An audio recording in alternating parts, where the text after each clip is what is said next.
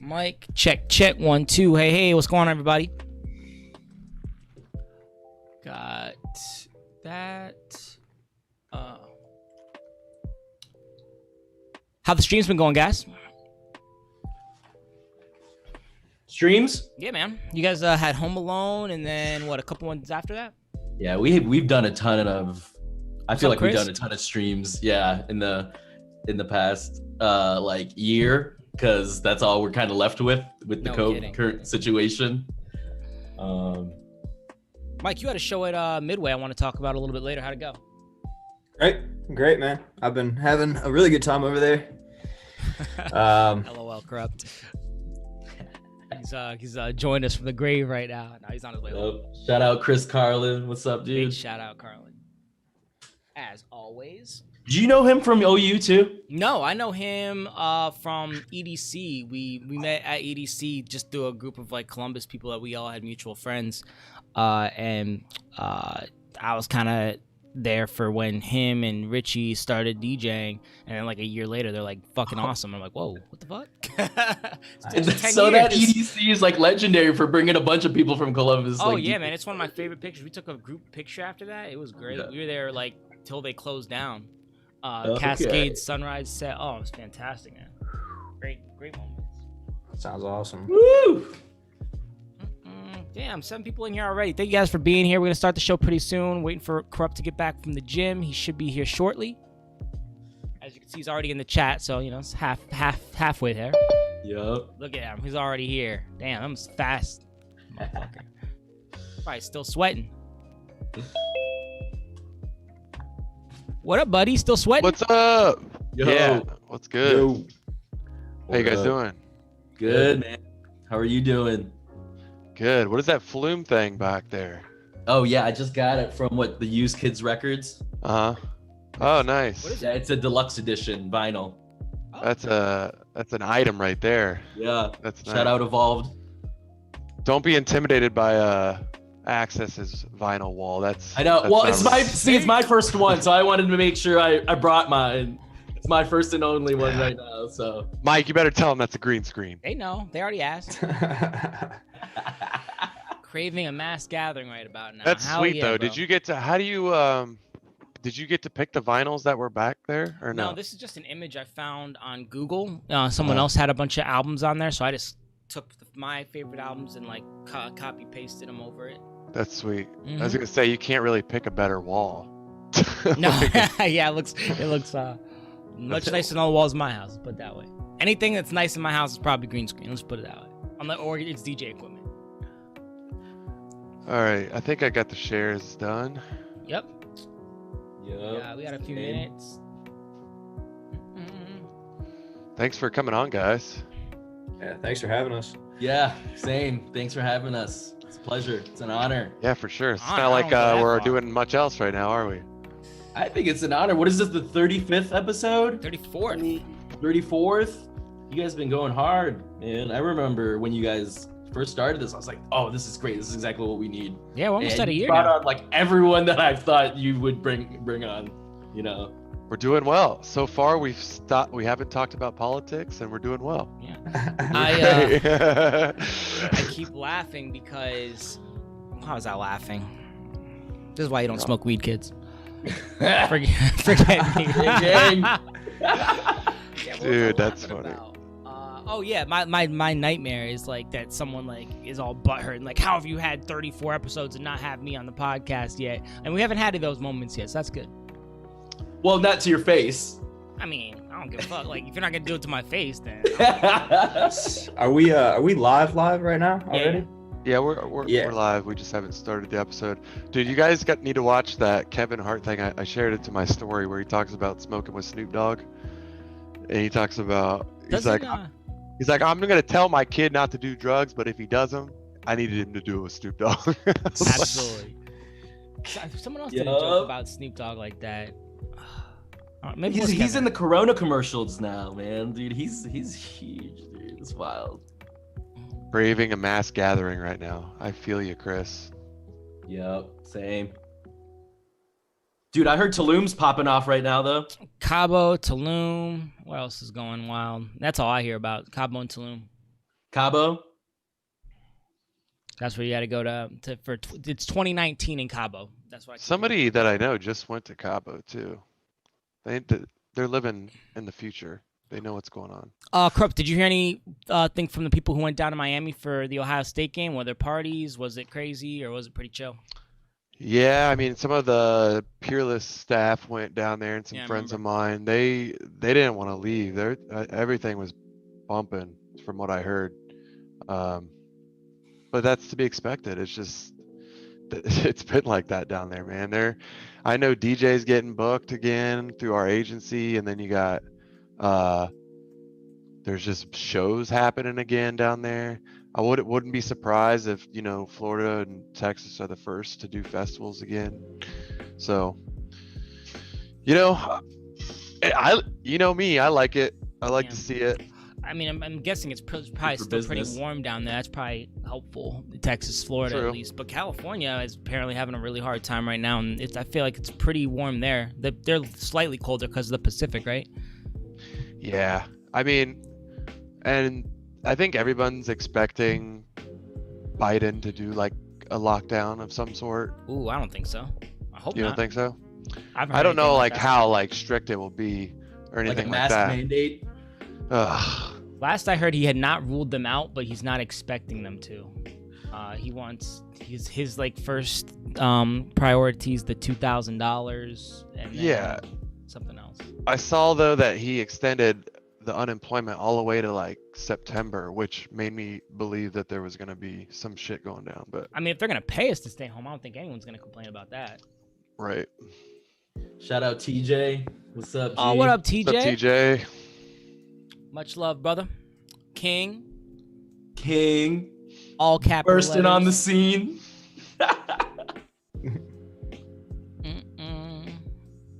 Yeah, my girlfriend's birthday was on Sunday, so I actually got to dress up and go out. It felt good. My clothes are fitting a little more tight these days. I don't think I've seen you dress up ever. Did you take pictures? I'm dressed up to Dahlia. What? Well, what are you saying? Dress up like a button up or like? No. Like what did I wear? She had me like in a sweater, like a suit jacket, all that. Okay. Hell yeah. Felt good, man. Nice. Right back to sweatpants though. Let's be honest.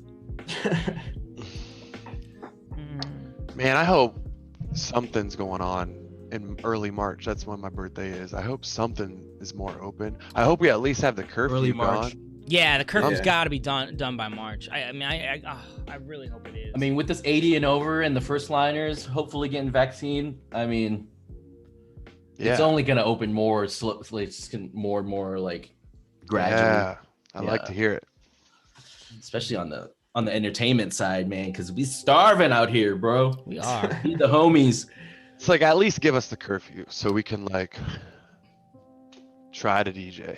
This probably sounds bad. I'll say it anyway because I love all of you. But yeah, man, it felt bad when the Rain 1 came out. And normally that would be like an automatic, like, boop, purchase, figure it out later. But like, I'm going to wait till I book a couple more weddings this year before I pull the trigger on that.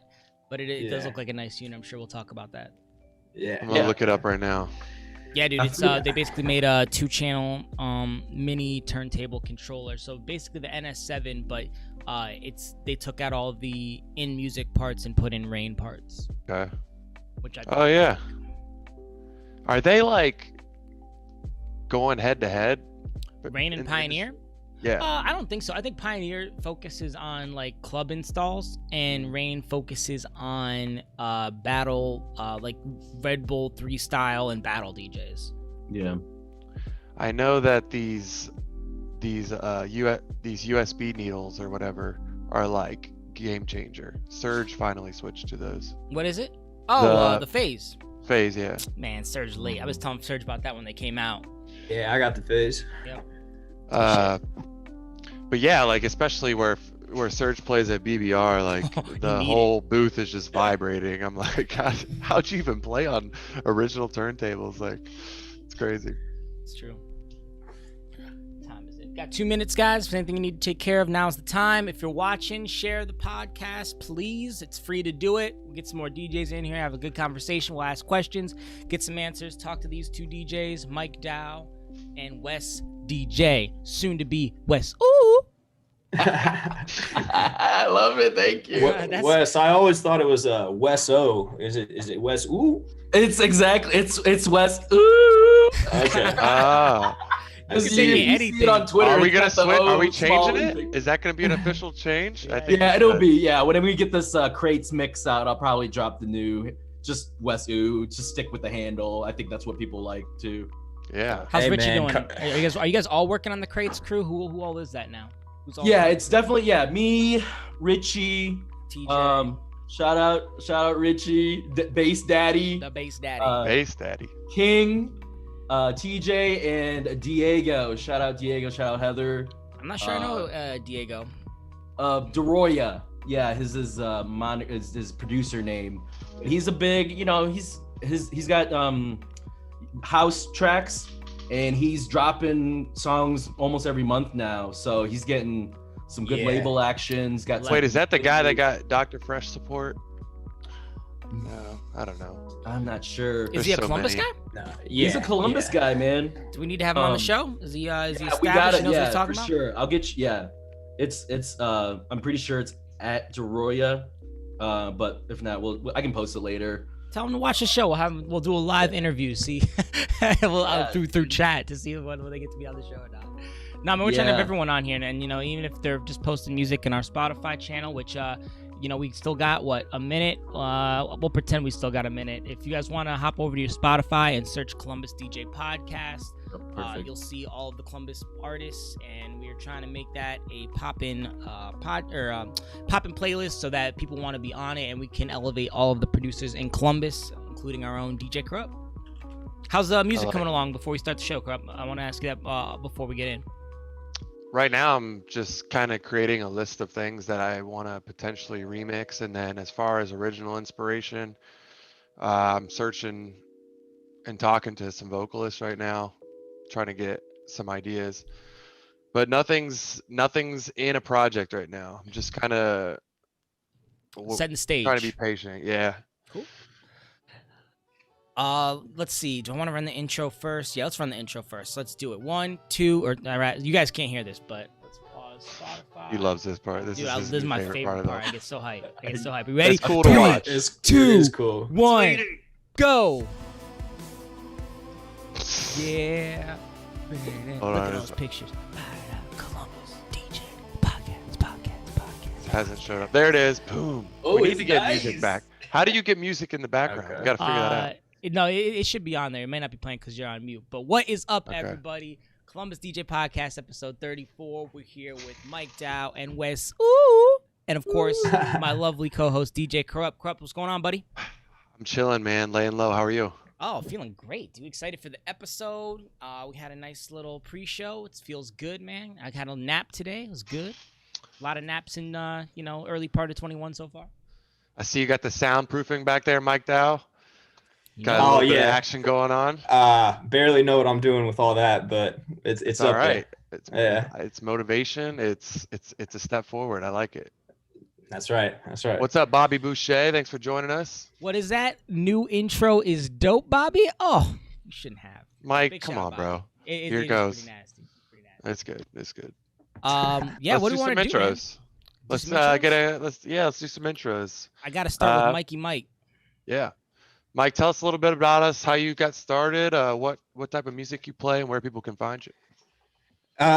So I've been DJing for about 8 years now. I got my first DJ controller when I was 20 years old on my birthday. I've been Tractor Gang, so Native Instruments, my entire, DJ career.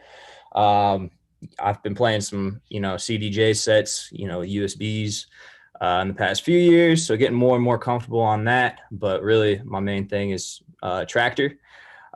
Started in college up at OSU. After my freshman year, I kind of decided I wanted to start DJing for the OSU Freestyle Rap and Beatboxing Club, which I got, introduced to my freshman year. So I was playing on, was it virtual DJ, like in the dorm on my laptop. Decided that summer on my 20th birthday, I wanted to get a controller. And then I was the DJ for the rap shows that the Freestyle Rap and Beatbox Club were putting on at Scarlet and Gray Cafe.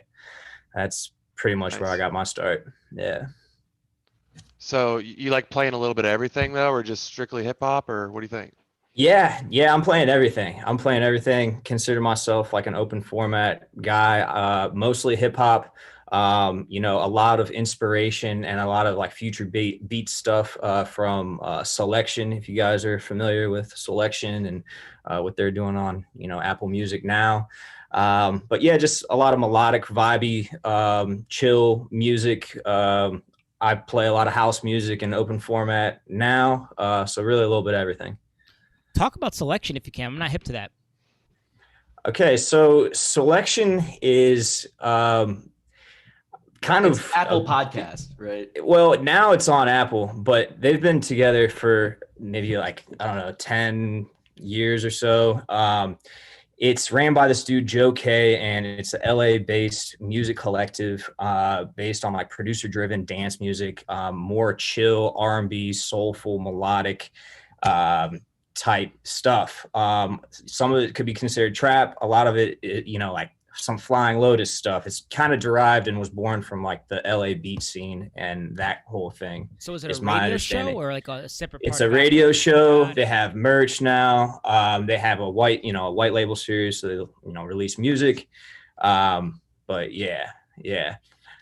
That's probably not the best way to describe it, but you can go to Selection and check it out. So the beatboxing talent is crazy in this city. I know that for a fact. And just the overall like beatboxing is cool as hell. Like they at Electric Forest, they had some of the biggest ones there, and it's just crazy to hear them like when they actually have a good sub and they're just like making they're all that at the same time. It's just awesome. But that's cool, man. And then as far as Tractor, like I low key think Tractor was ahead of the game before Scratch Live when it first came out. And and I just recently learned that Tractor's still upgrading, still doing its thing. So that's awesome. Yeah, it just came out with a pretty recent update. What is it, Tractor 3 now that they're on? Yep. Tractor 3 Pro? Yup. And it's just one of those things where that's what I started on and really didn't have. I mean, I know Serato is the standard for hip hop DJing and, the S9 and everything. But I've been able to, get away with just using native instruments up until this point, pretty much. Well, we've talked about real quick, Mike, we've talked about that at this point, there's so many like different controllers and people are learning on so many different ways in production as well that it doesn't matter. There's obviously popular platforms like Scratch Live or the Pioneer 900, but at this point, like if whatever you're the best at of what you do, just stick to it. Yeah, preach, brother, yeah, preach, exactly. Preach. Bobby Boucher says Rozell's a crazy beatboxer. Yes, he is, yes, he is. And I used to try to practice that. If your father only, like I tried to practice that for a long time. Bro, break it down for us. Shout out Lethal FX, shout out KO Beatbox. Two guys who have beatboxed in the EDM circuit in between acts and stuff like that. Dang, why can't I think of John Scully's maybe? homie? I think I've seen one of those guys at Scully's. Yeah, for sure. What's John O'Madic's homie's name? Oh man, B something. Oh, I know who you're talking about. BX or BBX. Oh yeah, BBX. Yeah, Nice, BBX. nice, corrupt. You should have him on the podcast. Yeah, we actually should. Yeah, we had John Matic. We definitely need to get BBX. We need to get on there. just beatboxers in general on here and do some like performances. We could just take the show off, corrupt, and just let him go. We don't even have to ask questions. Yo, we All got right, someone Wes. else here. Yeah, corrupt. Go ahead and introduce Wes for us. Yeah, so Wes, tell us a little bit about yourself, man. Hey, Wes DJ, Wes U, Wes _OOOH on all my Twitter handles. Just your local Columbus party DJ. I really just started out doing parties like in 2012. Post college, I think I came back from like Bonnaroo a couple years and was like, oh, I love live music now and I want to be a part of it. Necessarily didn't have the formal training for like an instrument or even my own vocals. But yeah, I thought just being a DJ, especially in the trap scene, was super cool. So I really love DJing trap music. I think that's how I started. Coming up in Columbus, I think I wanted to hear more trap music and just those 808s, and I thought I could make an effect, right? Now you could probably just find me at like a local party, maybe at a bar. If pre-COVID, obviously, we were playing at Ducento a lot pre-COVID. Doing a lot of streams right now online. A lot of fundraising charity streams. We've raised almost $10,000 for multiple causes like the Beirut Red Cross, American Federation for Suicide Prevention, Nationwide Children's Red Cross, NAACP, Black Mental Health Alliance. Yeah, big shout out to Tiger Friends and everybody doing that for sure, man. Glad you talked about that. Keep going. Yeah, and shout out my buddy TJ, King, Doroya, Richie, the Crates crew. We're part of this kind of music collective that we really do love the house and the hip hop side, and trying to meld those two together and play them both in 4-person set. 5-person now with Calamari. Shout out. She just joined, Nice. so we're trying to introduce some more female DJs in. I got Anna under my wing. She's starting to train up, so just keep on a lookout for the homies. Moving on up. That's pretty funny. Anna, ANNA, all caps, is like a big techno DJ. So yeah, she might need to come up with another name in the meantime. And let her ride. So marketable. Yo, James, one, who was your favorite Bonnaroo artist? Mm-hmm. And we'll start there, and then Dude, Bonnaroo artist. I really like Pretty Lights back in the day. Yep. I think his sets really took me off. I saw Radiohead and Red Hot Chili Peppers live. I saw Paul McCartney, perform like a 3-hour set. I really like that DJ scene. So I don't know if we want to say it now. I liked Bass Nectar when Bass Nectar was huge. So that's all good. Little hot button right now. But that trap, the left field bass, that scene is really hitting, and especially if I can hit that from the maybe 135 BPM, move it up to like a 140 BPM, drop it to a 70, and get back on the rails to like a 120, 128, right? So I try to hit that in my mixes. It's just super tough sometimes, especially with people really wanting just to hear one genre, right? I really do consider myself an open format kind of DJ. I try to play everything, try to do even the corporate events, man. I think I was at a corporate event like when I first started, and all they wanted was line dancing music. So anyone you could name, just all of the line dancing music, right? So weddings, but I mean, I can't compete with Big Mike, DJ Mike Access on weddings. Oh yeah, this guy, Wedding King, by the way. Congratulations, bro. No, hold up. Let me set the record straight. I am the king of telling people that those things don't matter, and that like blah blah, because usually typically they're a vote, right? Like someone has to put out please vote for me for XYZ contest. I'm trying to become the number one, and this wasn't that. I think this is just like a wedding planner. I think they're what was that? Is that like a wedding ranker kind of? It wasn't like the Knot or the Wedding Pro or anything. No. So here's all right. So off the record, which of course we're streaming, so it's not. But here's what I think happened. I think if I were a starting out wedding planner, or if, let's say I was a wedding planner who's established but wants to grow my thing, what do? I look up the top, DJs, photographers, florists, everything, and then I write a top 10 article. Maybe I've worked with them, blah, blah, blah. And then I share it. And then guess what? Everyone on that top 10 list is going to share it. And then just like a lot of my friends did, thankfully, they share it too. So it all links back to that original wedding planner's account. So I mean, it could just be, I'm thank you. If you're watching this, you're not. Thank you for, naming me number one. I apprate it. And so it's like an SEO thing, maybe. Exactly. Got a lot of hits, right? Yeah, that's perfect. Yeah. I'm a little bit into that, this is not outside of DJing, but I'm a little bit into that business too. So I know exactly what you're talking about. So you're booked as an authority kind of in the wedding DJ Columbus market. Dude, it's all just marketing, man. Like I appreciate somebody thinking that about me, but I'm put it up on Instagram and just keep it moving. Always got to be keep improving. It going, man. So Wes, back to you real quick. Talk about the process of just, flipping and learning live streams, and when things pick back up, hopefully soon, will you continue to live stream? That's a tough one. I think now is it's expected to be like doing the DJ streams or being on there. I don't know if the market will be looking for much entertainment in that respect, unless you kind of have something available at any time when people want, right? Like, especially live, right? So I'm sure at any moment, someone that I know or someone following or see a post of mine can join that stream and join for like 5 minutes to watch. So it's tough for me to think that, oh, I'm going to stream DJing for like 8 hours every Wednesday night and make sure I hit this market right here, this slot, as opposed to maybe just posting like a slick TikTok. Sure. Yeah.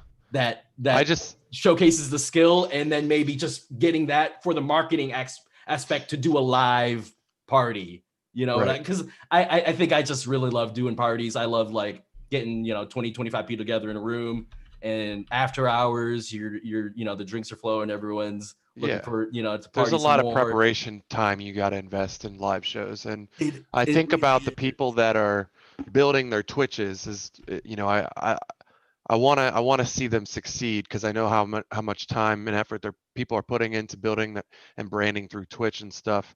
And I just like hearing streamers talk about post-pandemic, because hopefully there's still a market where people can utilize their Twitch. I think Twitch is going to be around, don't get me wrong. It'll be interesting to see. 100% too. And I'm in Discord a lot right now, and I stream on Discord. Gang, dude, it's Discord be hitting. And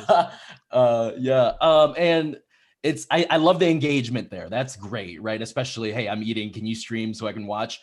So I've been trying to integrate the video gaming with the DJ streaming, just all in one kind of thing, and might have to merge into that. For me, it works for me. The DJing is just, it's tricky, because I feel like, yes, I can get a 60-minute routine together where every movement and song is so nailed down that I've done it. And I love to do it once and do it for that one stream, and then get it reposted, and then maybe even just learn on marketing that by creating little snippets of each of that whole stream, and that pillar post, and then you'll have like 5 feeder 5-minute posts to drive traffic to that one bigger mix, right?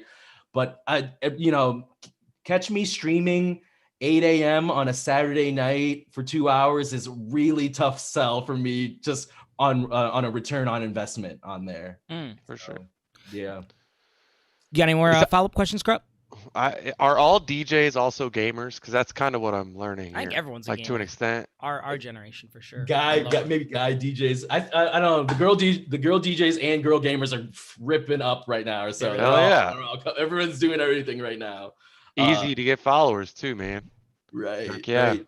Yeah, I think the challenge for women streamers is different. Like, the challenge isn't attention. I feel like you get more attention. I don't think anyone would argue that, but I think managing that attention and maybe shifting the attention from what brought people to your stream to keeping them there with whatever it is that you do. For some people, the thing that brought them to the stream is what it is, but for a lot, and I would say the majority, the thing that brings you into the stream or brings the general person into the stream isn't necessarily what keeps them there. It's the content and what they're doing in game or musically or whatever. But yeah, man, you guys mentioned so many things I want to talk about. Cross-promoting content, how we're dealing with canceling artists. But I want to jump in and ask you guys, at least when I watch you DJ, it seems like and I think, Mike, you even said it, that you don't have a traditional, either whether you had a mentor or how you learned to DJ. Can you guys talk about like the initial maybe 3 months on how you guys were just decided, hey, I want to move from making playlists or watching to DJing, and how you actually got into the learning of the craft? Maybe start with Mike. Yeah, sure. Like I said, can you guys still hear me? Yeah, for sure. Cool.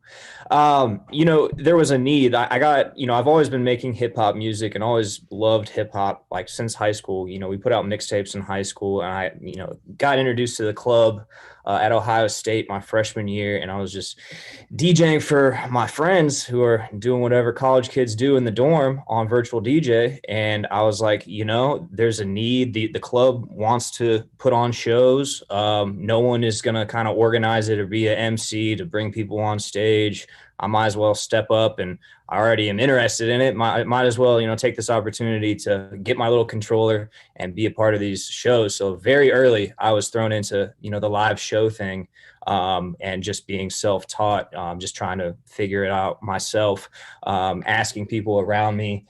In college, a couple guys that definitely helped me a lot, just from 2 brief sessions. Michael Dansky, if he's watching, I'm not sure how much music he's still doing. And then Ken Conley, Avanti, who you guys had on. Yeah.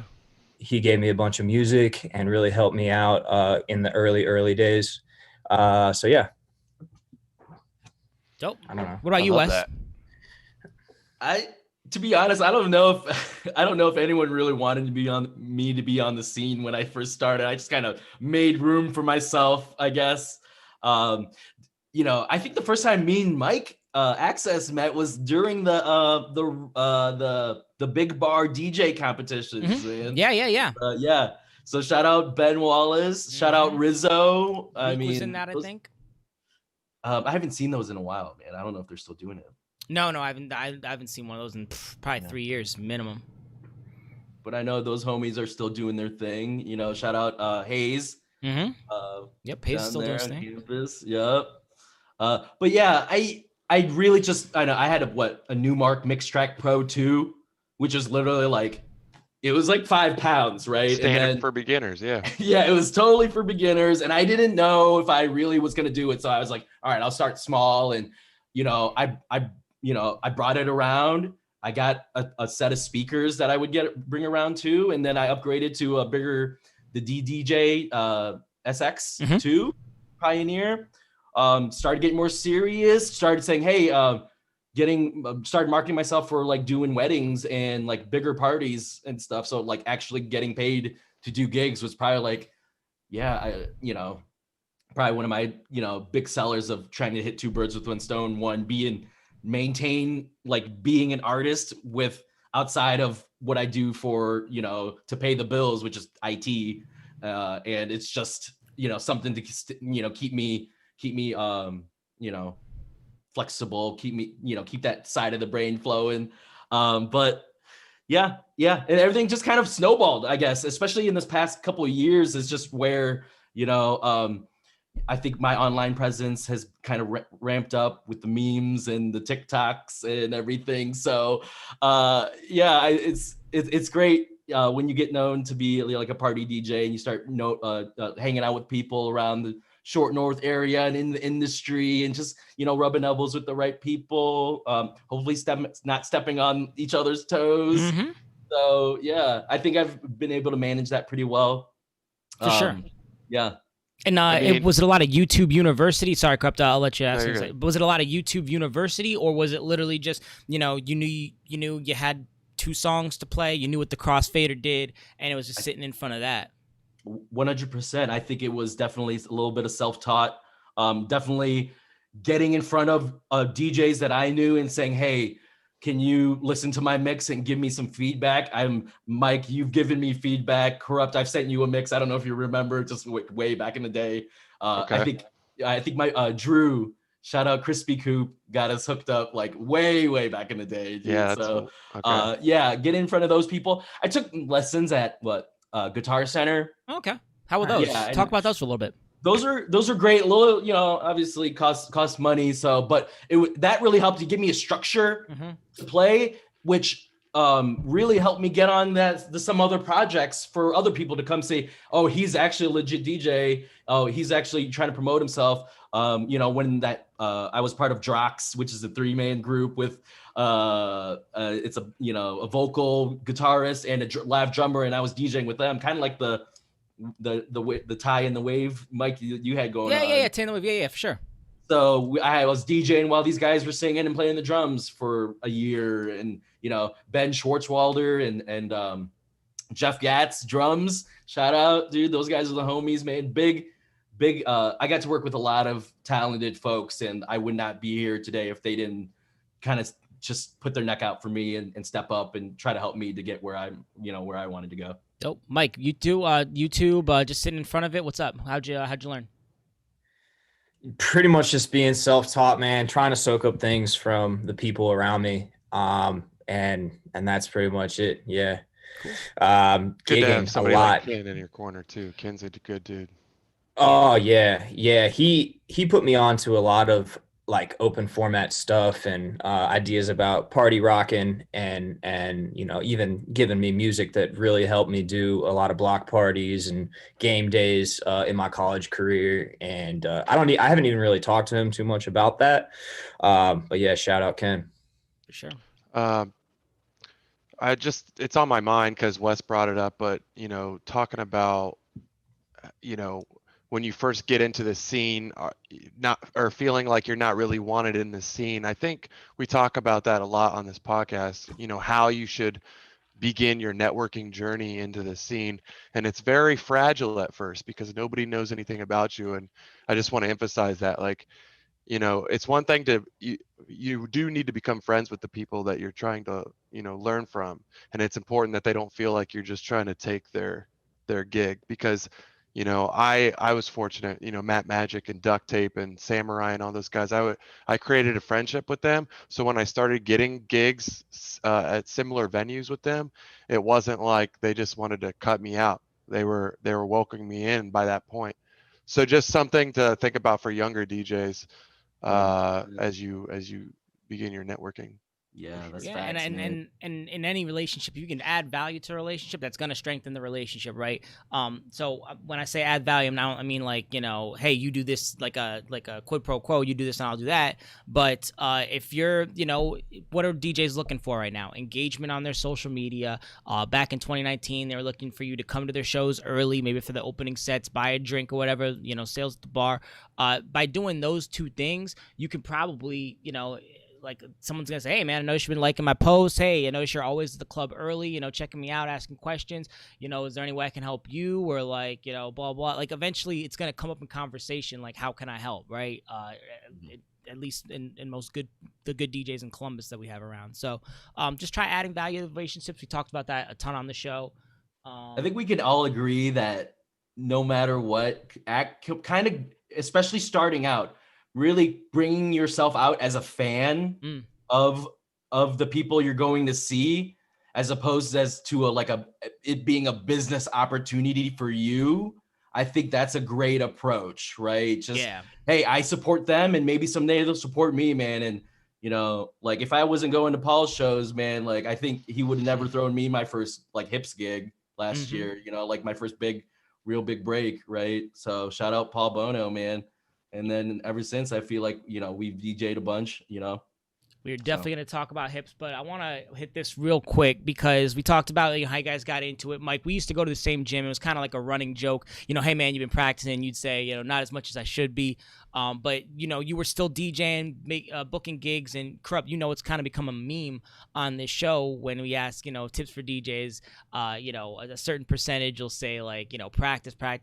But you Mike, have, been able to make a name for yourself without practicing as much as you would say you should have. So talk about, is it practicing on set, or is your style of DJing not require a lot of practice, or does the crowd that you DJ for not require a lot of technical ability? Talk about how because you've been able to be successful without it. So I want you to talk about how you've been able to do it. Yeah, and that just goes back to the topic we're just on relationships, without a doubt, and being kind and being a genuine person and showing up to show support and making friends with people, because your technical skills have nothing to do with all that stuff I just listed. It's not that the gigs don't require me to have better technical skills, and surely my career would be in a different place and probably further accelerated and way further along if I've been able to find a good practice regimen. I haven't really been able to do that. I'm not going to lie to you. But I'm very fortunate, very thankful for all the gigs and all the opportunities I've had to play out live and do a lot of different shows. Just like Wes kind of touched on, I've done weddings too. I've done corporate gigs too, live hip hop show hosting. I do like bass sets and EDM sets all the time. So really getting experience in all those different areas, making relationships in all those different areas has really benefited me, I guess, without, having the practice. And as soon as I can incorporate that stuff in, I plan to, so it should only get better. That's the positive silver lining on this whole thing. I might as well just share what I had written down. I saw this topic coming up. And I was like, man, Mike, I really, I guess I'll take this time to, thank you for, even that amount of accountability and putting the podcast out there for DJs. Like, during the quarantine back in March and April, when you guys first started, shit was really rough. And I know I mentioned to you in the gym, but, Corrupt as well. Thank you for doing this. Thank you for being positive, role models in the DJ community, and people really do look up to you guys. I know I'm one of them. Yeah. No, but I'm not trying to be too sappy here, but it really does go a long way. And people are watching from a distance, even if they don't always speak up about it. So I really appreciate you guys building that community and having me on. Yeah, dude. Happy to have you. You earned it 100%. I definitely speak for James when I say we're happy to do it. We enjoy this. Every week we enjoy it. There's somewhere we miss it, but it's usually just because of other stuff going on. It's nice to talk about DJ stuff. So thank you to everyone who watches. I mean, it's really easy to put this kind of content out and show up when there's, what we got. 10 viewers consistently now the past few episodes. So that's awesome. We chat's enjoy rocking. We love it, guys. And to talk about what you were just talking about with practice, I agree that experience is number one when it comes to improving or in confidence. It helps with confidence going into different types of events. Like you said, you've done pretty much every type of event there is. That's going to add confidence. And I think we can all agree that practice is always a plus, right? Like there's if you're not practicing, you should practice if you need it, right? Like, or if you there's a higher ceiling that you can attain. But I mean, I'm in the same boat. Like I had so many gigs each week that I didn't need to practice. I didn't have time to practice. But once you start seeing other people play and you're like, I want to learn how to do that. I want to learn how to do that. Oh shit, this guy made me realize I'm not as good as, then it's like, okay, maybe I do need to find time to practice. So there's definitely ways to practice less if you're given that opportunity to have so many gigs. Yeah. So I agree with you. Just to stay here, I for the first time ever, I'm living alone in my own apartment. I've got my 1200 set up. I've got Phase. Nice. I've subscribed to Beat Junkies TV, the DJ school, to learn some new scratches. Haven't really dove into it yet. But, I'd love to come back on the podcast in about a year or whatever and let you guys, hear about my progress in the practice area for sure. Do a scratch your chin on the episode next. That's what we're going to do. By the time. Oh, I can't commit to that, but yeah. Hey, man. I really do. Yeah, no, I probably can because, I am in a place where I'm ready to take, my career more seriously. And like I said, I even appreciate the question even being posed about practice because, Mike, it's something that I've been thinking about. So. Yeah, dude, and that's why I wanted to say because I'm not shaming anyone. Definitely like not knocking you. Yeah, dude, you've. For sure. I want to teach other people like, hey, like we talk about practice a lot, but your style and your crowd may not require practice. It may be better in the beginning to kind of join a crew like Crate, to focus on building relationships, to rock out some mobile gigs, all that. So. It's not like you're Allen Iverson on here talking about practice. Right, yeah. I'm not trying to give off that impression at all. Like all DJs listening to the podcast, practice. Sure. That's speaking of sports, I just want to say that Urban Meyer just became the Jaguars head coach. Oh, I did not know that. That's pretty crazy. Damn. Yo, Wes, what's your practice regimen like? So I think at least the past year at least it was been once a week. Try to get the homies to come over. We hold ourselves accountable to make sure we're setting up the decks, getting and then ripping it for at least half an hour, 45 minutes, and then talking about, hey, what do we need to do to continue to get better? I feel like me and TJ talk about it every week. TJ's doing like 3 days a week now. With this production stuff. I can't find enough time to do production stuff, so I'm really just working on the kind of promotion side and the talent management side sometimes of like throwing shows. I really love that. I love getting the little lineups together and working on the art.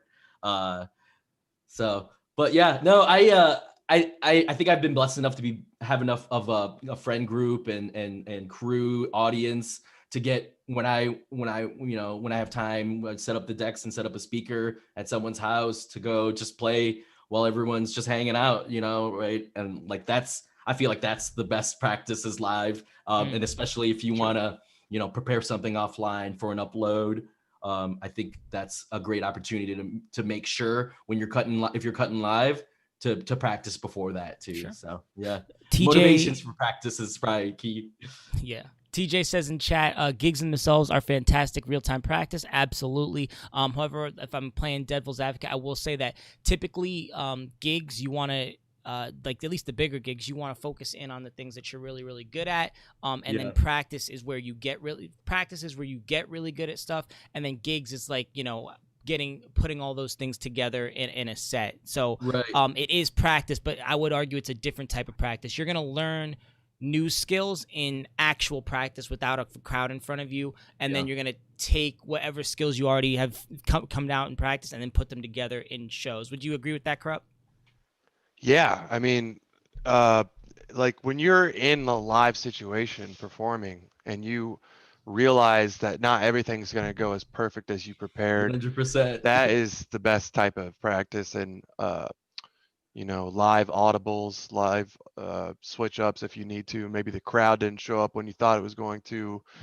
Maybe it's even crazier than you thought it was going to, and now you can get away with a little bit more. So yes, that practice doesn't really teach you how to do that. And I think so, live situations can be, multiple positives there. Sure. Want to take us into show and tell, James? Yeah, guys. So we do this to switch topics, but also because it's cool as hell. We've had all different types of show and tells. Some of them are DJ related. Some are you can show anything that's meaningful, that's sitting around you. Let's start with Mike. All right. So this is my little guy that sits on my production desk. Is that Dragon Ball Z? I don't think so. No. But I did get this in China in 2014. I was lucky enough to go to China to DJ and perform as part of the 2014 Performing Arts Tour of China. So OSU sent me out there, and this is just inspiration to get back to that part of the world through music. So I just keep it sitting on my desk, and yeah. That's amazing. Talk about that, real quick. Talk about that gig. Like, what was it? Did you even know what to expect? I took my little tractor S2, my little thing, on a 13-hour plane ride to China. In Wuhan is where we spent most of our time, which is where the coronavirus, originally broke out from and everything. Famous for other things. I was there. You went there? Yeah. What? Yeah, I was there in 2014. Are you the reason? 2014. COVID? Yeah, I brought it on back. No. He was the one eating bats, bro. Oh man, but you should see they have almost something like bats at the KFC out there, man. They have all kinds of different offerings. No, but it was like the best experience of my life, and very fortunate that that opportunity was just given to me. We were out there for 10 days. I rapped at the U.S. Embassy in Beijing. Wow. And went out there with two other members of the OSU Freestyle Beatboxing Club, some people from the dance team, some people from the band, and one guy who had a one-man show on Muhammad Ali. So it was all these different performing artists there with a couple professors. And I mean, once, God kind of gave me that opportunity, I was just like, man, I got to see this music stuff through. Yeah. That's cool, man. He's looking up to us, Corrupt, and he's over here playing in China. Yeah, for I'm like, U.S. Embassy and shit. I done it. Nah, I wasn't dropping any bass at the embassy. I was just... all right. What you got, bro? Yeah. I talked about this in the pre-show, but yeah, I brought my only vinyl that I have just hanging in my house. It's Flume. Yeah. I don't know if it's backwards. It probably will be backwards. But his best album right there. there. It looks good. Oh, it does. Oh, it's straight. Okay, yeah. This is the deluxe version of his first mixtape, first album. It's got the originals, and then it's got the remixes with all the DJ verses on them, right? It's like Freddie Gibbs and all that good stuff. So Disclosure remix. I think Flume, I fell in love with this album. I thought it was like the shit when it first came out. Cruising in your car with the windows down, you know, that wind blowing in your hair, music's loud. So it really brought me into that that electronic music scene that really I feel like I came up with. So here it is, man. Have you seen Flume live quite a bit, or? What's that? I'm sorry. Have you seen Flume live before? Yeah, I saw him outside at the LC or the Express Live. That's what I was thinking of in my head. Yup. You know, I was there too. You know what? I think there's an opportunity, like you know how they do the hip hop verses. I'm surprised, and maybe there's some Twitch channel or something that does it, but like they should do EDM DJ verses, and I can see like a Flume versus Odessa, like I don't know, like a Laid Back Luke versus Skrillex, something like that. I would love an that opportunity to to do that. So if you anyone could wants really to steal that idea. Discover vocalists that way too. It'd be great. What do you mean? DJAXCESS versus DJ Kuro. If you had like Flume vibe instrumentals, and then you had like up and coming vocalists just do their own verses over those, you could like really discover some people. Yeah, TikTok. There's a good community that kind of does that through TikTok. They'll like rewrite lyrics. Godzilla was one of them that got kind of big, where people would like rap over it and stuff. You know, let's just head there because I see Wes shaking his head, and we already did show and tell. Let's talk about TikTok. Is there a place on TikTok for DJs? And Wes, why have you fallen in love with that platform like I have? 100%, man. I think any of us. I don't know if you guys are on it. You know, it's the algorithm be hitting number one. Yes. Like at night when I'm gonna put my headphones on and start listening to like TikTok. I'm on there for like 3 hours, man. It's got it all. Like it's got the music, it's got the gaming, it's got the life hacks. But for me, it's really, it was just a different form of engagement than what Instagram was doing at the time when it first came out. Let's say pre-COVID, right? Once I learned how to make TikTok videos, that really opened up a whole new world just of engagement for me. And I think just making people laugh with either my meme reposts, TikTok reposts, or my own TikTok content is 100% a win. Especially you can use like, what do you call it? You can use sounds, right? But sounds can be these really popular songs that are popular with, you know, the Gen Zers and the millennials at the time, right? The main body of kind of the market I wanted to hit, especially if you're local in Columbus, then you know they're like, okay, we're into the same stuff. Come see my show, come see me DJ, book me. But once I learned how to make them, I think you know, really people fell in love with that. And I love my own TikToks. I feel like I watch them all the time. I watch other people's TikToks and stuff. So making people laugh in that engagement, I think it's really, really great for that platform. Mike, should we make a TikTok together, our first ever video? Or I haven't made one. Have you made one? I have made one. I thought what I wanted to do was like short DJ tips. I made one, and then I realized, this platform really isn't for this type of thing, right? No. I got to start dancing. Let's do it. Let's get weird. Yeah. It's the current trends too are dynamic too. So you could just not be doing the, you know, the renegade dance, you know, with all that good stuff, but you can actually just do what's kind of hot right now and do your own version of it, right? So I think I'd have to be drunk though. To like really, you have to loosen up, for sure, because you can when you're recording your own face, you can just totally tell whether you're acting or not. And I did this one TikTok, man. I probably did it took me like 2 hours, right? And 8 wardrobe changes to work, you know. And I was like, okay, this is just way too much for like a 12-second drop. But you know, sometimes they do be hitting, you know. That's cool. Yo, Dynamics, is this the DJ Dynamics who's in the chat right now? Hold up, everybody. I'm turning off everything because this is who I think it is. This is a big moment for the Columbus DJ Pod. Is this DJ Dynamics? Are you tuning in from YouTube? Are you the DJ Dynamics with that same spelling? For everyone else, DJ Dynamics is like a huge Red Bull 3 style DJ, and if he's here right now, we're definitely gonna ask him. Oh yeah.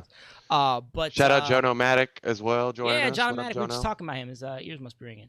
Wes, I was gonna say, have you seen any DJs doing well on TikTok? DJ Precise. does a really good thing where he does these minute clips and he'll put like 10 songs. So like they have a theme. He'll do like 2,000 songs and he does 10 of them in a minute, but they're blended really, really well. Have you seen any other DJs doing well? Yeah, I seen definitely those top 5, 90s house DJs. I've seen two I think they're like 2 college kids that do the exact same format, right? They have the numbers there and then they go through the numbers, but they're mixing fast. They're like mixing like 8 beats, there's 16 beats or something. Exactly, like just half songs of the chorus, right? Yeah, I saw DJ Precise. That's great. I love his shit. And I think Styles and Complete. They're coming out. They're guys out of. We just had them at Dahlia.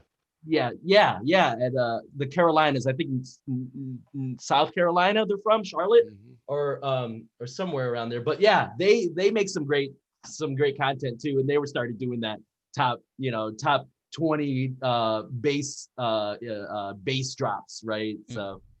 Yeah. I think that's a great way to market yourself too, right? If that's what you do. Showcase your skills in 12 seconds for someone to consume while they're sitting on the toilet. It's great. Mike, are you into TikTok at all? Have you found a use for it? No, not at all. I think I've downloaded the app like one time, haven't posted anything. My friends that do use it absolutely love it though. And what I found so interesting is, the effect that it's had on music. Yes. I was DJing last weekend and, this girl's requesting a Megan song, Megan Thee Stallion. And she's like, oh yeah, it's from TikTok. And then the next one she recorded was, Body, Megan Thee Stallion. And she's like, it's the TikTok song. I'm like, yo, I don't know what that means at all. It's the TikTok song, like who's it by, who's the artist. And then it kind of makes sense though, if you see these new music trends and then, how it's affected the whole landscape. But my question is, for people like that are coming to our parties, Wes, and, people our age in the Columbus scene, is there a community on there that, is looking for content from me, or is it just like younger generation kids, or what's going on? It's tricky right now, but I bet you if you use Corvette right now, that would be hit. And you repost it at the right times, people would be like, oh yeah, I love that song. And you did something like funny to it, like that would. So just hopping on trends and being funny for my personal brand. It's not a regional thing for Columbus DJ specifically, but like it's for like, I don't know, if you like smoking weed and playing video games Fortnite, like for like 4 hours a night or something, like there's a lane for that for you in TikTok. You know what I mean? Like, most of the stuff I see is super zany and like out of the box, crazy, like obnoxious, funny stuff. Yeah. And so I'm like, is there, how does music relate here? It's just gotta let the algorithm kick like in. When you're swiping, like it knows to give you, all right, here's a food one, here's a DJ one, here's a music one, here's a funny one, here's a fucking conspiracy one. You know what I mean? Yeah, it's definitely something I'm gonna start paying more attention to, but not really using it too crazy right now. Same here, man, but I'm intrigued. Connor says TikTok needs a DJ pool. Kind of agree with that. Shout out kind of bus. I want to go back to DJ Dynamics' question, and this will kind of lead us into our conversation about the Rain 1. But Serato just put out with the Rain 72 Mark II and a couple other products what's called the Scratch Bank. DJs like me have been asking for this forever. So if you ever wanted to scratch over a song, instead of searching like, my scratch song, 1 or my scratch song 2 or whatever, and then plugging it in, it's a feature where you can click one button, it pulls up 8 decks. You can bring in your scratch sample, do your little scratch, and then exit out, and it'll go back to the original song like nothing happened. And DJ Dynamics is asking about, is anyone using that? I have not found a good use for that. I just got really good at putting making my scratch song searchable. It's the only thing that pops up when I search it. So I was kind of I found a workaround for that, so I'm not using it. But is anyone else interested in that feature, has tried it in chat or here? Not familiar with the Rain. Yeah, it sounds awesome though. That I sounds find it really hard to find samples and scratches and stuff like that. So, setting cue points on a song and then finding that song is how I would do something like that. Okay. And if I can save some time in there, I would definitely check it out. Yeah. So yeah, it's fairly new thing. Like I said, I think most guys had already found a workaround for it, but it is interesting that they did add that back. It wasn't something that I wanted to add, but I'm glad they finally did, put that in there for the new DJs so they can use it like from the get go. Cool. Yeah. So Rain, we talk You about probably the search one yet? Rain on TikTok, and then it would like Rain videos would come up on TikTok. Mike. We didn't talk Yeah. about the Rain one. We just looked at it before the episode started. Cool. Well, Rain dropped the Rain 1. It's their first controller. It's 2 channels. It's got the turntable platters, 7.2-inch platters, very much like an NS7. And this is Rain's first dive into the controllers. People are really excited about it because people love the NS7, and they basically took out 2 channels, which a lot of people were asking for, and basically put Rain knobs and Rain hardware, and it built like a tank. So people are excited about it. Yeah, I think if people are looking for a turntable platter, Is it female drink proof? The nothing is female drink proof. These, those girls will find a way. They find a way. Can it blow a horn when someone puts their phone in my face while I'm DJing? Yeah, man. Little sample bank. Just, Not an air horn. Hey, now we're Doesn't have a talking. screen Now on we're it, though. talking. Yeah. Hey, should you have know a I'm the screen. air horn. I got a big place in my heart for the triple air horn. The triple? Yeah. Maybe does it's Miami. 1075. yeah. Maybe a flex bomb. Throw a flex bomb. No, that's very much like my style of DJing though. Is sampling cool. and throwing off Hello, samples. yours, and- Mike. DJ. I'm deaf. Mike Dow. Yeah, I got like 3 different, He's Mike good, Dow yeah. samples, and I love that stuff. But definitely looking forward to getting the turntablism incorporated more, and yeah.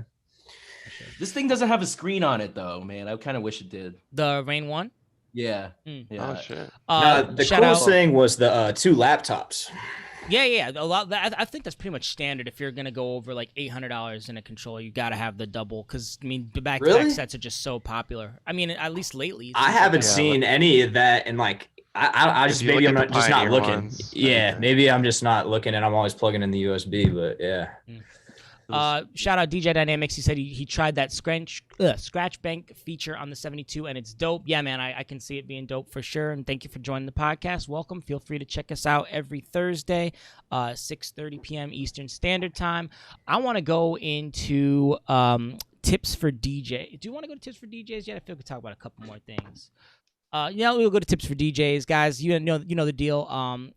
We do this every week. I ask you guys for tips. Hopefully it's something that, people haven't heard before, or something that's like really special to how you've kind of developed as a DJ. Yeah, I was gonna say from their experience. Yeah. There you go. And Mike, let's start with you, buddy. Tips for DJs.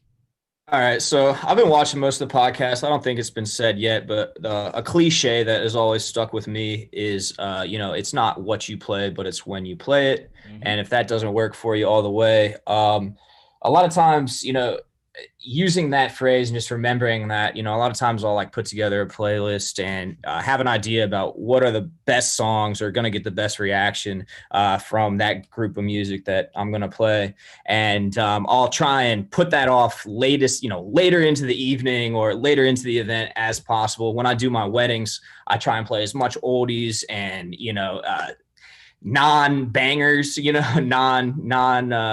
super crowd pleasers, so that when the time does come and it's all time management, you really have a plethora of really good music that you can, mix in, and it's all about that balance too. So that was just, a cliche thing that has always stuck with me and really helped my open format sets.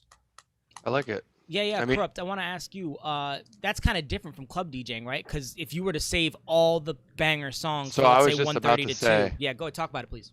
Yeah, I mean, Yeah. it's a real thing to be holding too late as well on some of the heaters that you want to, because a lot of the people that come early or have a table early, or they don't want to they want to party, and so it's okay at times, depending on what it is, to play a track twice. I mean, I know 100% it agree. used to He said it used to not be a thing. But I also know what you're saying, because it is very true. It's about when you play it, because,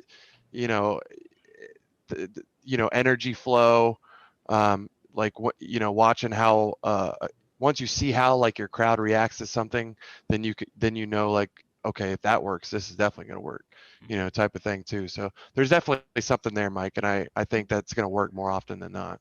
Love that tip, bro. And what was the last thing I was gonna say? I mean, there were times like when In the Club came out, or these like songs that have been around forever, Yeah by Usher. I mean, you would play those songs 3, maybe 4 times, and you really didn't have a choice. Dude. You did not have a choice. I mean, you had right. Well, that's like what WAP is right now. Yeah. What's up, Richie, Bass Daddy in the building? You guys want to talk a little bit about crates? Since we got Richie and TJ here, like really briefly, just maybe how you got involved and what everyone in the group is kind of responsible for. Yeah. I think. Oh shoot! Hold up. Did we get Mike Dow's or we didn't get Wes's tip? Oh yeah. Let's do that let's first. Go there first. Sorry, Bass Daddy. Sorry, Carlin. We're gonna talk about crates in a second. We're gonna go to Wes for his tips for listeners. I don't know if it's been said before, but feeling your own music is probably number one tip I would give that maybe folks haven't heard before. Just you and then making sure you're setting that mood correctly. So yeah. Hold on, I'm not letting you off like that. Okay. Get him. How about this? It looks funny when you're playing house music to one person on the dance floor. So how about that? Or like really. So, but when you say feeling your music, do you mean like giving off energy, being interactive with? I mean, do you mean like physically? Yeah, like the smiling, looking at the crowd. And it's not like almost like looking down, which I do. Don't look miserable. Yeah, just try not to be visible. And like honestly, I like dancing. I feel like I can do it somewhat on the beat, and then I think as long as I'm moving, it always usually catches someone else or gets them moving too. So yeah, stage presence I think is what we're talking about, and man, it's not necessarily like you don't have to come with the smile. I mean, there's plenty of techno DJs that they have great stage presence, but they don't smile. So whatever it is, whatever your stage presence is, just make sure you know what it is and that you're delivering that. For some people, it comes very easily. For some people, it's kind of focused. We talked with New Era. That was something that he actually had to work on as far as stage presence. You think about guys like Pyro and Replay. They got the Pyro and Replay bounce. Intel has a very, little two-step or like a little hop. Unique. Yeah, the Intel bounce, we call it.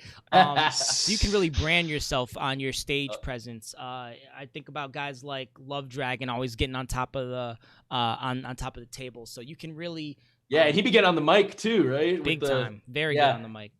I started doing that 3-2-1 drop on the drops, and I think that gets some good it receives pretty well. Great start, great start. Yeah, exactly. All right, where were we going? We're going to crates. We can flip it, Yeah, talk about crates, guys, because we got pretty much everybody in here. Yeah, crates. Shout out Richie, Bass Daddy, TJ. I think Calamari's out there. I think Anna's in there too. So I'm teaching her how to DJ. Crates was really started out just doing gigs at a bar in German village or Italian village pre-COVID. Diego was the really one who brought me in. We got linked up through Miklos, rest in peace, Miklos. And then he got me linked up with Govin, and Diego got me linked up with TJ. And then ever since we started playing shows with these guys, me and TJ have really been hitting it off on doing the live online streams and getting good with that. And with Home Alone 4 coming in May, I think awesome. we're teaming up with Nationwide Children's again for Mental Health Awareness Month. So, and hopefully by then might be able to do a live venue, right? So we did Toys for Tots last season, raised a couple thousand, got some toys for the kids that I dropped off. So yeah, these guys are some of the hardest working people I've seen in the industry. I'm just honored that they found me and they motivate me to get better too, because otherwise sometimes it really did before I had my own crew. It felt like a kind of a lonely island, right? Sometimes. So just shout out Home Alone, shout out all you guys for sure. Just such a passionate, compassionate group of people. Like they're compassionate about compassion, like just love all over the place, extending offers of, hey, I mean, we're in the group chat together and I feel like weekly there's something, hey, is everybody good? Just like a you good text, everybody, yep, checking in. Yeah, blah, blah, blah. We've had a lot of obviously crazy stuff happen. But Mike, let's talk about how you got involved with Crates and what it means to you.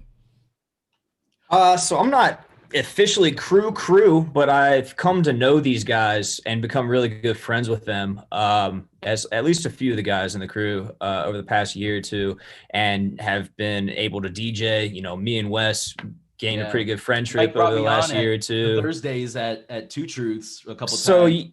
yeah, just these guys kind of getting active in the Short North area and throwing shows, throwing parties with our DJing at, it was just inevitable that we would cross paths. And, I can definitely agree with everything you said about how nice of a group of people and hardworking they are. And I'm definitely interested in getting at Decento and working more with the crew. Being on the Home Alone stream last time was such an amazing experience. I got some really good content from my set that did really good on Instagram, and to DJ and play music for a good cause. I mean, there's really nothing better than that. So shout out, Crates, and shout out Home Alone, everyone for even including me. So yeah. Real quick, shout out Ryan Ryder at Sticky Studios. Yeah, Ryder. I was just on his Stack Sundays show last weekend. That went really well. Fun little setup down there. Yeah, and he's right up with the crew too. Always willing to help out. Always willing to send the elevator down. Right, so it's super important. I love that. I love that terminology. I never heard that before. Sending the elevator down. I love that. Mike, can you talk about hips, man? That's like one of my biggest regrets from last year is that, I didn't hit that party before everything got closed down. It's R&B. I'll let you talk about it, man. But I'm really sad I didn't get to check that out. Paint the picture for me, buddy. So you guys should have Nicole, Jason, and Paul on to talk about it on an episode. Text me their information after this. That's Paul Bono, Jay Allen, Jason Kreekus, and Nicole Knickknack. That's their party, their hip hop party. I think it was every second Saturday, I think, at Brothers Drake Meadery. And really organic growth about celebrating, R&B music. And they've, really made a great scene for themselves. They've really done well at Brothers Drake, sold it out, month after month after month, and really did something special for the Columbus community. And really, it was just cool to see everyone kind of come together, be in the same room at least one time a month, and celebrate like R&B music and slow jams and love anthems. I can't say that I'm the best R&B DJ. Paul, Nicole, and Jason are much better, but they did have me on a couple years ago now. I actually did the 2-year party for them as well. So those are all good friends of mine, and I look forward to, hopefully being involved and seeing the return of hips once all this stuff clears up. Nah, man, he's over here like I don't play R&B that well. I listened to the recording you did. I couldn't remember if it was the first time you were there or the second time. Yeah, it was. You hit a lot of them, man. Like it was, Brothers Drake me. I just remember being like, okay, hit that. Okay, hit that. I was gonna go here. All right, cool, hit that. And I just thought it was really nice, well done, of like kind of covering everything from '90s to like mid 2010. So well done. Thank you. I really appreciate that. And I worked pretty hard on that set, and definitely like one of my favorite memories because I had so many friends in that room, and yeah, that was an awesome time. And I can't talk highly enough about hips and that party. I don't know if there's a better, or more exciting party. It was my favorite party for the last couple of years, for sure, to attend and everything. So. I just want to say thank you to all 16 people watching right now. This is awesome. We love it. If you're new here, let us know in the chat. We want to say what's up to you. Feel free to ask any of these guys questions. I have questions. We're going to talk about 2020. I know DJs don't want to go back, but we're still going back. It's January. We're asking all of our January guests to name their 2020 Song of the Year, Artist of the Year, Album of the Year, and then you can say anything honorable mention. So let's say you got 2 artists that you like, you had 2 songs that you want to talk about, use the honorable mention section for that. This time I want to start with Wes. What were your song, artist, and album of the year along with an honorable mention? Yeah, it was probably Putrid Pride for the Suicide Boys on their newest, that 2019 album. I'm really digging that kind of southern rap scene. They're straight out of New Orleans, 7th Ward. It's that, heavy kind of like, metal rap kind of thing with Ghostmane. Honorable mention Ghostmane. He just came out with a new album. I really like his stuff. I've been trying to find a niche for that kind of goth emo rap scene with the like a Lil Peep show. there was a concept when it was really going that we would be doing like a emo rap scene called Beamer Boy. So it was like a Lil Peep and kind of that rap stuff. But there's a trap metal show pretty soon going on at Scully's, and I'm going to that for sure. I saw Aaron Riggs. Shout out. Yeah, I got some homies involved with that. On that. Yeah. Very cool. I'm sorry. Did I answer your question, Mike? Song of the year and Putrid Pride for sure. Okay. Listen to it. Cool. It's awesome. Cool. I think that covers it. What you got, Mike? What you got for 2020 song, artist, album, and honorable mention? Yeah, just based off popularity and what you guys have already said over the last few episodes, WAP and Megan Thee Stallion for song and artist, just because there's really nothing you can put on.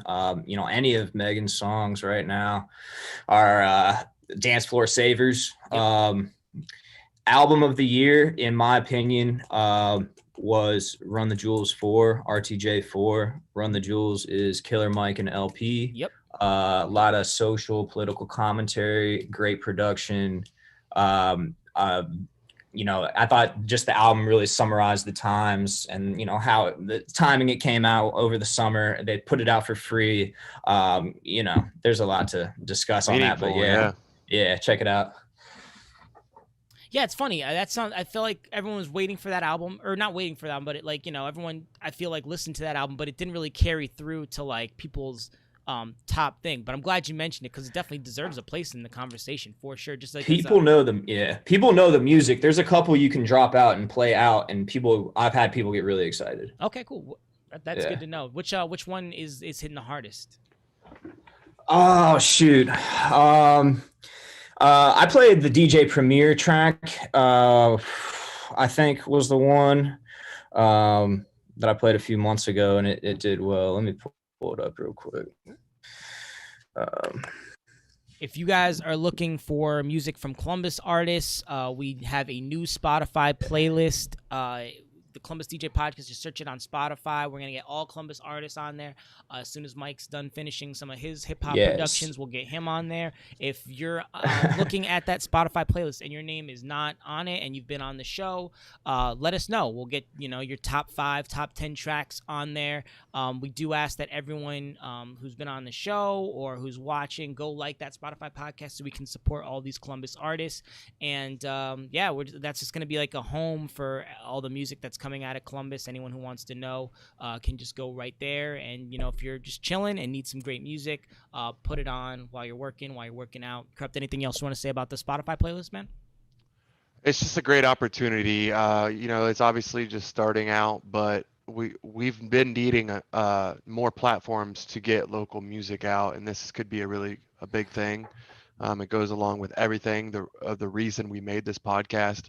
So definitely, if you have music, please send it over. Awesome. And I think that's... What have you been listening to, Mike? Oh, shoot. I want to know. Me? Oh, what have I been on? I've been on a liquid drum and bass kick, man. Remember we had April Rain on the podcast a few weeks ago, and she was talking about it. And I've been playing more video games than I care to admit right now, just because I'm going. I've been doing a lot of Twitch streaming. And dude, it's just nice having that in the background, and like this is just me the whole time while I'm gaming. It's just liquid drum bass is so good, and I forgot about it, and appreciate April Rain for bringing that back. But there was that, and I don't think anything else has come out that I was on. I haven't been on any new stuff. I listened to like the top 50 at the gym the other day, and it didn't seem like it was anything super new I needed. So, right. What about you, man?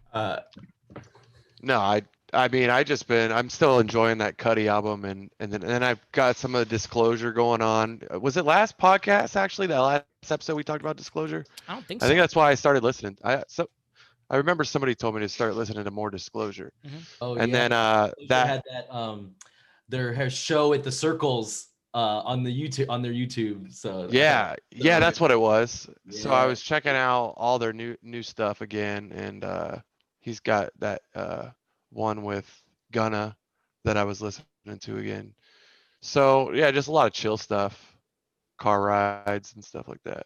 You still DJing over Fireproof, man? Did you DJ Wednesday? Oh yeah, I should probably promote that for once. Do. I haven't even said shit. So Okay, so I do Sunday brunch every week at Fireproof from 12 to 4. It's pretty much a combination of house music, disco, and hip hop. It's a lot of fun. Going back and forth is so fun. Um, and then I just started last week doing happy hour there on Fridays, 4 to 7, and that's more of like old school pop and old school hip hop, a little bit of R&B as well. So it's a lot of fun. It's something different for me playing in a restaurant while people are eating. But what I'm finding is how fulfilling it is when people are sitting there eating dinner and still, going like this. That is awesome to me. I love Because that. I've been to restaurants like with DJs like that, around the country and Mexico and stuff. And I feel like that we need more of that in Columbus for sure. Yeah, definitely more DJs while little plates of food are being prepped. Yeah, the small plates, the cocktails, it's so fun, man. It's a whole vibe. So yeah, come to Fireproof. Yeah. One party I've always wanted to do. Who did that?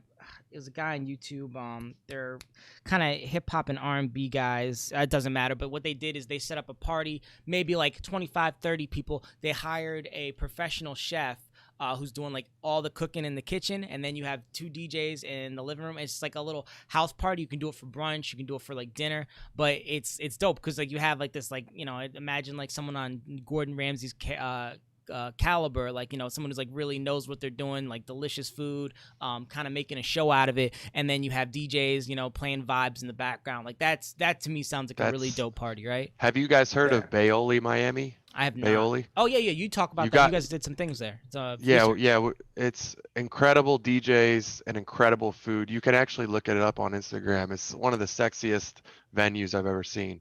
But they just post their food. Their parties are very unique, and then just being in there, the DJ vibe was incredible. I'm hoping that we can throw that in the chat, Krupp. Yeah, well. What's up, Wes? Dow, shout out Matt McVeigh in the No Smoke parties, because he was doing DJs and live acts with food too. Yeah, I think. Yeah. I mean, combining food and music is definitely where it's at. Shit, where's that, dude? Definitely.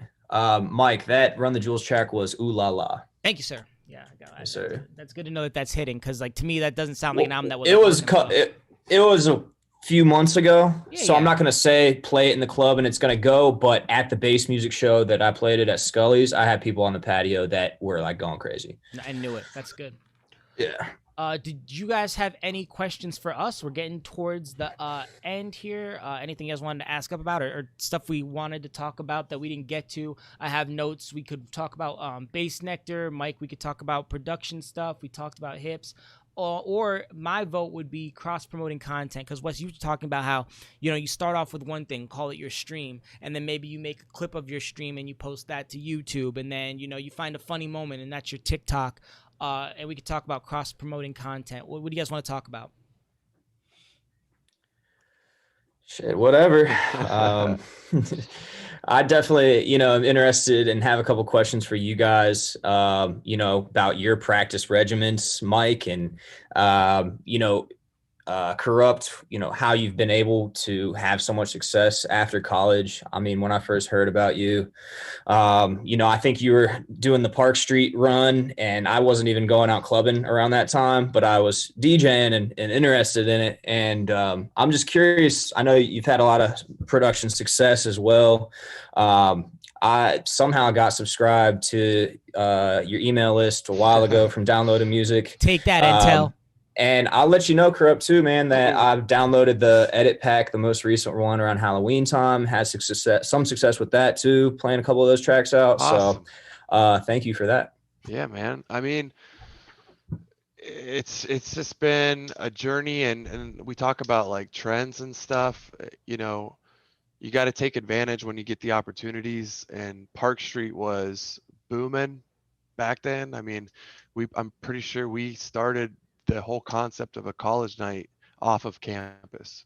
So, and that ran for years. We opened everything on Park Street. So the college night thing was great. I learned a lot of things. But but just getting the opportunities to play different types of sets like you have as well with weddings and beatboxing and EDM and hip hop.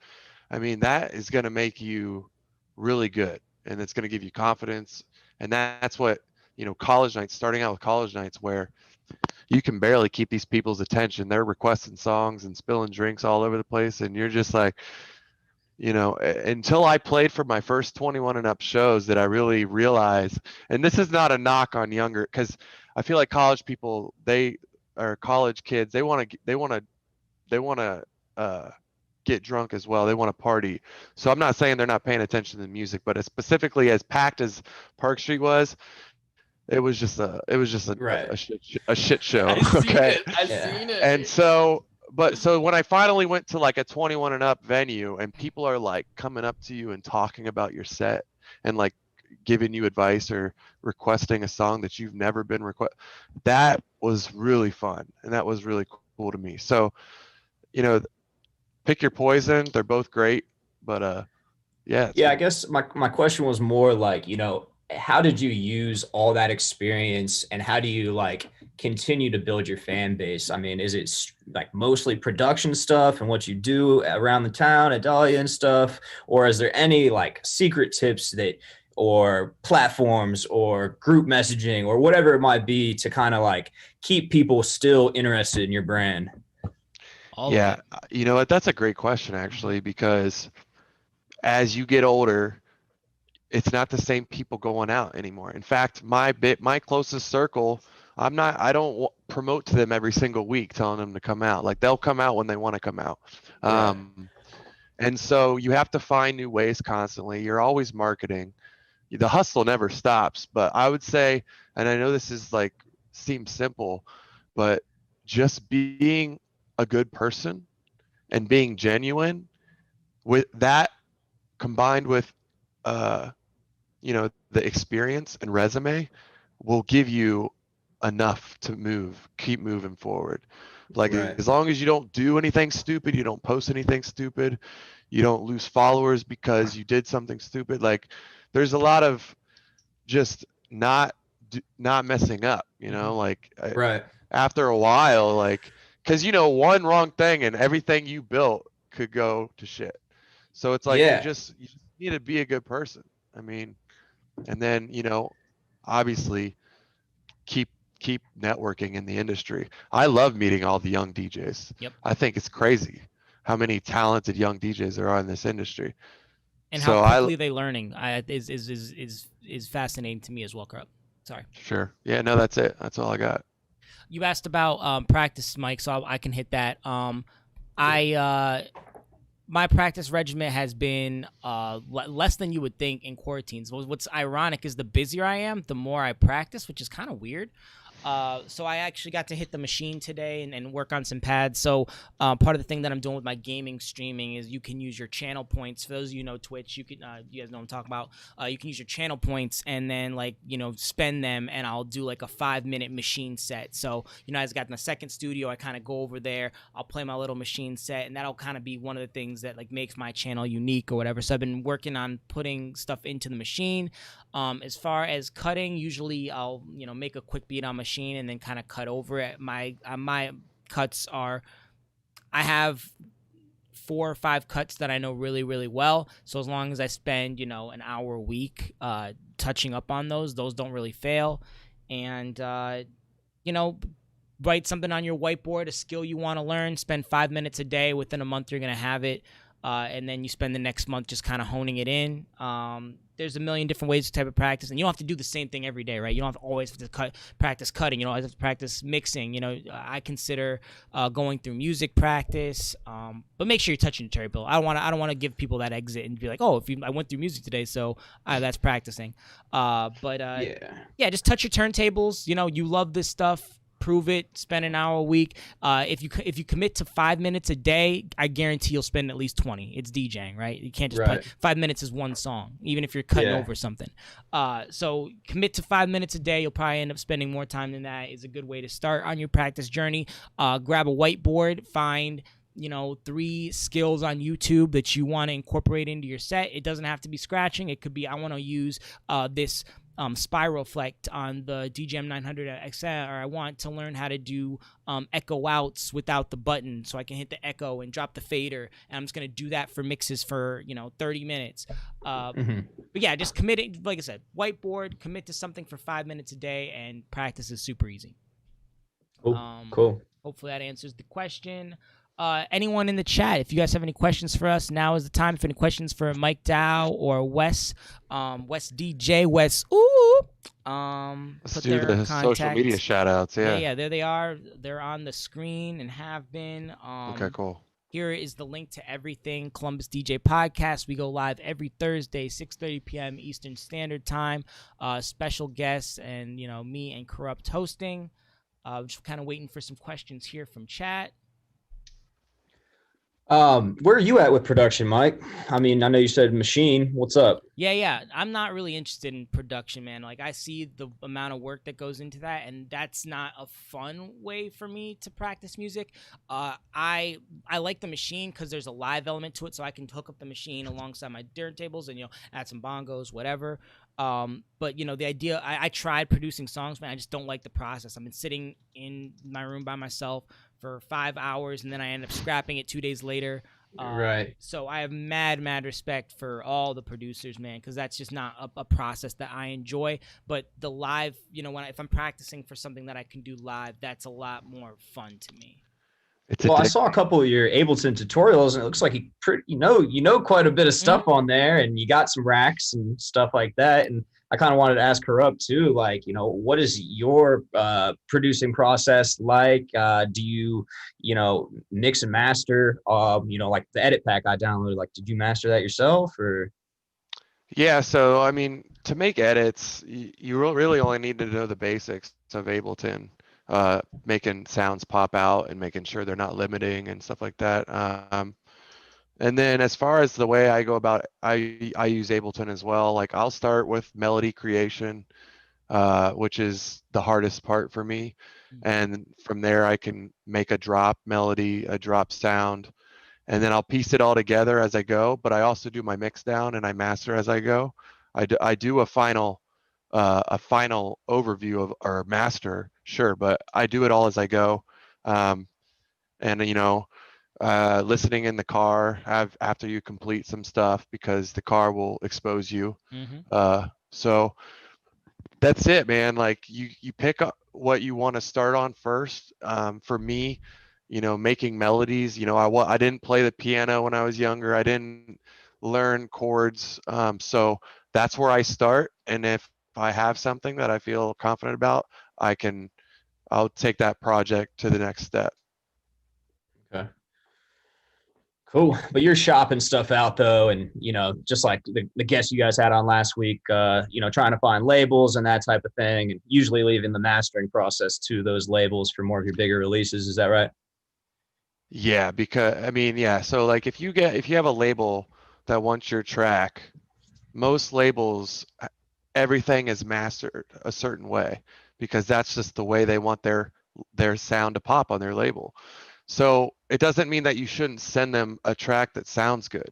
If you can mix and master well, do it, because it might just catch their attention even more. But it's not a bad thing if they want you to send the stems or the unmastered version. Most labels will ask for all of those things, including the instrumental, the stems bounced, the samples collected, right. Collect all and save. So yeah. Cool. Hey, Corrupt. Cool. Carlin asks, what's the best criticism you've ever received after a set? I wanted to give you a chance to think about that. I was thinking about it a little bit. I can think of two that come to mind. Someone after a wedding said they could tell I was a good DJ. It's a long time ago. They said they could tell I'm a really good DJ, but they felt like all of their favorite songs, they only got to hear a minute of them. So where, most of the time I'm getting compliments like, oh man, we loved how quickly the music moved. at that wedding, I think I was moving maybe a little bit too fast. There's maybe like a more lay crowd than normal, and maybe they want that second verse of Sweet Caroline or whatever it is. So that was kind of a kick in the butt to make sure that I'm reading the crowd, that I'm not just going through these songs because I can, but to actually do it because it's being entertained. So that's the first one that came to mind. I wanted to know what you thought. Probably something from Petey, right? No, but this is a cool question because yes, this something that rang with me years ago that I got was somebody told me, it was actually a close friend that just has been following my career, is like when I play a set, I'm kind of known for like being corrupt majority of my set, meaning like I'll play high energy stuff. I'll break the, if you're supposed to stay in this lane with your set, I like to go out of the lanes a little bit. Mm-hmm. And just kind of like surprise people with some edit that I made, or like go outside of the box. And that's kind of how I got where I was. There was always this like hidden agenda with open format mixing, and I tried to I wanted to be more energetic than that. I wanted to that's how I wanted to separate myself over the years, is not saying that I'm going to play a dubstep drop to make my set more high energy, but just don't be too conservative with your sets, is basically what I learned from my friends. Is if people come out to see me, they want to see me be me. They don't want to see me have handcuffs on during my set. Obviously you do have to respect what the bars and owners want, but I believe that when you have an hour or more set, there's ways to please everyone. So that's just something that I'll never forget. And as long as I DJ, I'm gonna make sure that I take people on a journey the way I want to. Yeah, some of the things that come to mind, Corrupt, are your 2000s, whether it's the actual version or the remix, the 2000s rock stuff. I think that was something that when I think about what left, what curveballs do you throw the crowd, like those ones stick out to me for sure. I don't hear a lot of other club DJs using the 2000s rock stuff as much. So yeah, nobody does, everybody likes Blink 182, All American Rejects, all that stuff, man.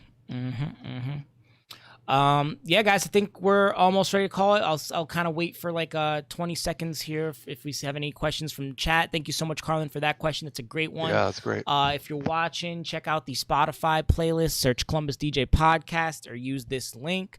Make sure you follow at DJ Mike Dow or at Wes_ooh on all their social media platforms. Hit up Wes on TikTok. I know he's trying to grow that community. Corrupt, anything you want to say before we take him out?